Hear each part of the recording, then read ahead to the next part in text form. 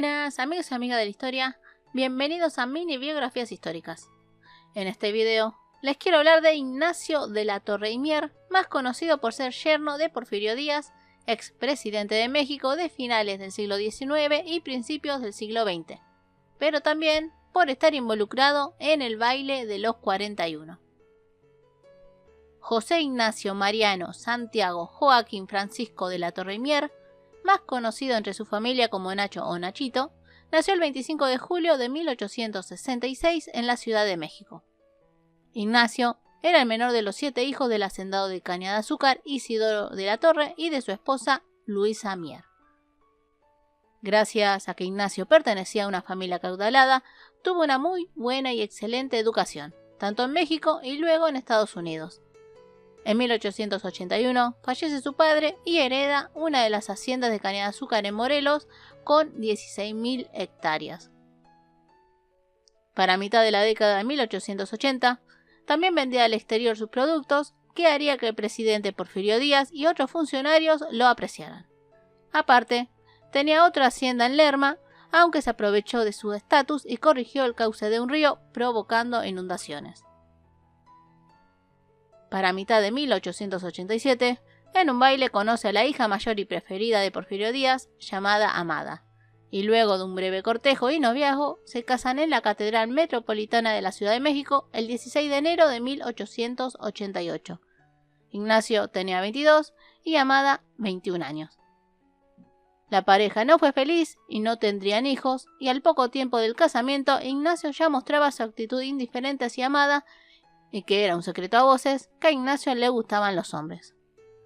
Pero bueno, la ambición y el querer pertenecer a la élite política del presidente serían más fuertes. Convivían en la misma casa, pero en cuartos separados, y solo se juntaban para los actos de sociedad y por protocolo presidencial. Incluso se habla de malos tratos tanto físicos como verbales. A pesar de esto, con el apoyo del presidente, Ignacio se convirtió en diputado nacional en 1890 y para 1892 fue candidato a la gobernación del Estado de México.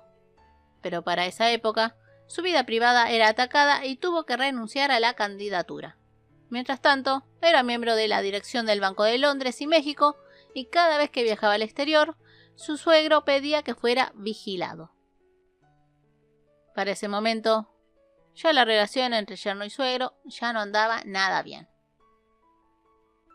Y en 1901 sucede el baile de los 41, ya que fueron apresados 41 hombres, aunque en realidad eran 42, pero que Ignacio pudo salir sin ningún problema gracias a su suegro.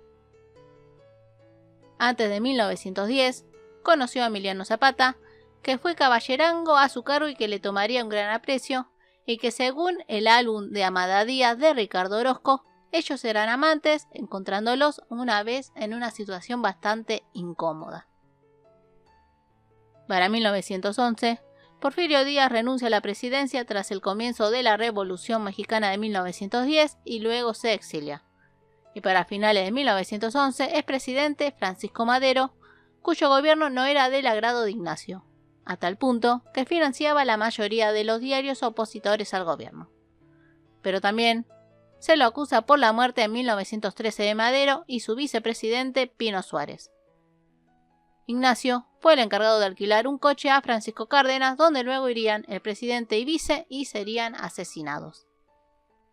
Ya en la presidencia de Victoriano Huerta, Ignacio muestra su simpatía al presidente, aunque mucho no le iba a durar, ya que en 1914 sucede la revolución antihuertista, donde le confisca su mansión y es apresado por difamación al gobierno de Madero y apoyar a Huerta.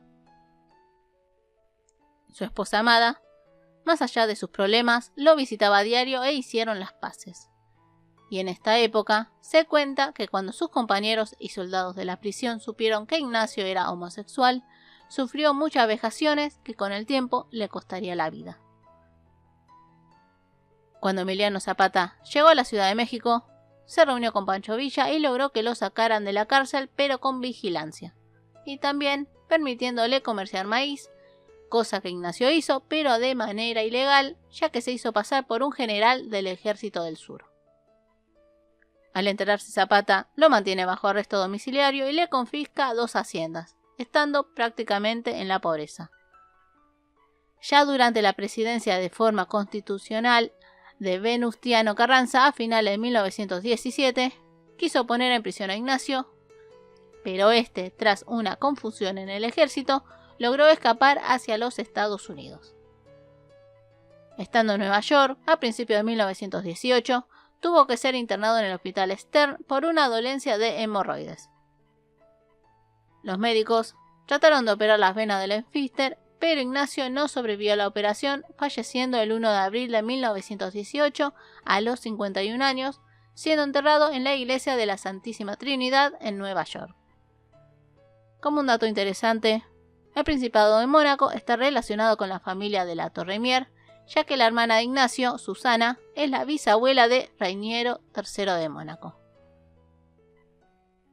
Ignacio de la Torremier, un hacendado burgués que quería seguir escalando, que también tuvo que esconder quién era, y que jugó sus fichas en la política mexicana, que al final lo llevaría a la muerte. Bueno, amigos y amigas, espero les haya gustado el video. No se olviden su like, de compartirlo, de suscribirse. Les mando un muy fuerte abrazo y nos vemos en la próxima. Besos.